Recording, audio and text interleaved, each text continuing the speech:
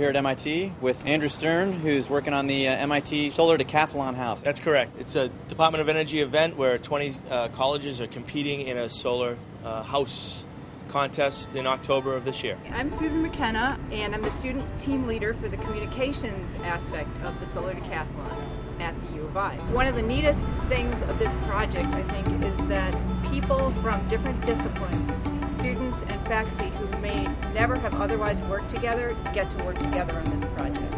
It's a wonderful experience for everyone.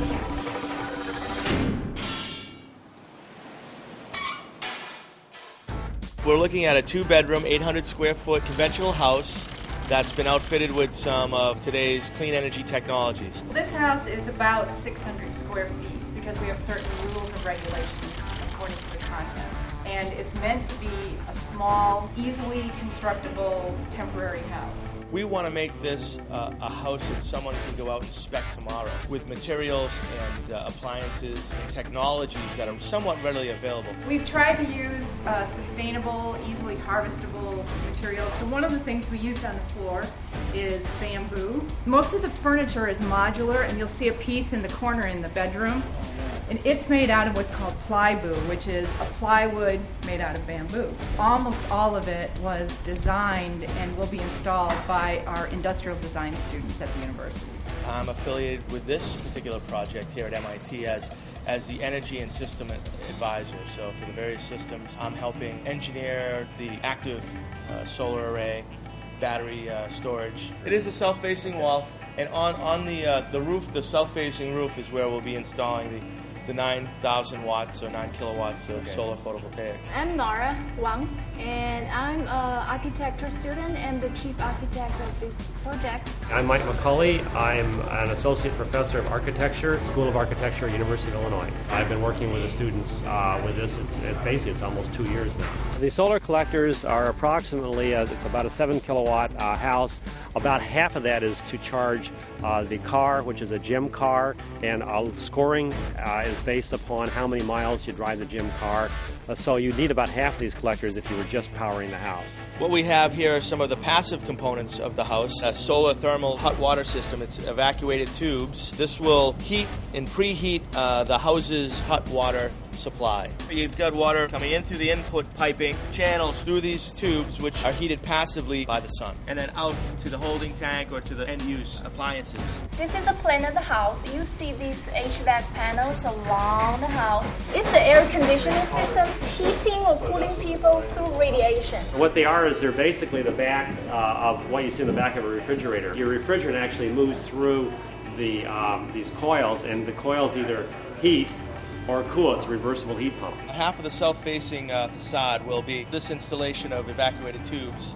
And the other half will be these solar thermal mass building blocks. It's called a trom wall. The mass will absorb some of the heat during the day, keeping the house cooler, and then as the house cools down in the evening, it will release that stored energy, so it's stored heat, and keep the house warm throughout the night. There's a layer of aerogel, a very efficient, highly dense gel packed with oxygen bubbles. Is that this stuff right here? Yeah, on both the both sides. Yep, both sides.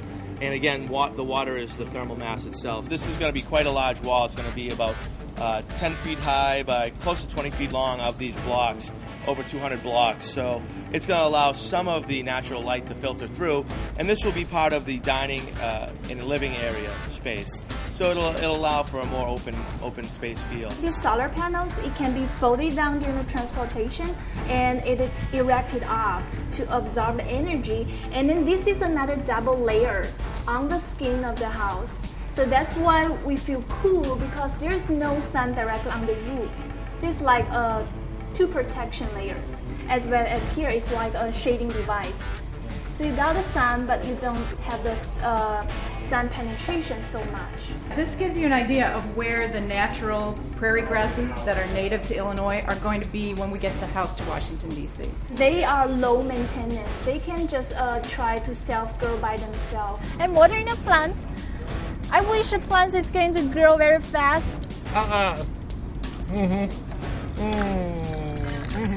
Oh, can I grow? Oh, here we go. There we go. This is a SIPS panel. This is insulation integrated into building material, and you'll see this throughout the house for the walls and for the ceiling. It's R27 value in about 6 inches of material. Unlike insulation, this is practically sealed up. There's no space for any wind or moisture to seep in. We got wood structure, put some insulation inside, and we got those cedar sidings there. Wood first look nature, and they are local material in Illinois.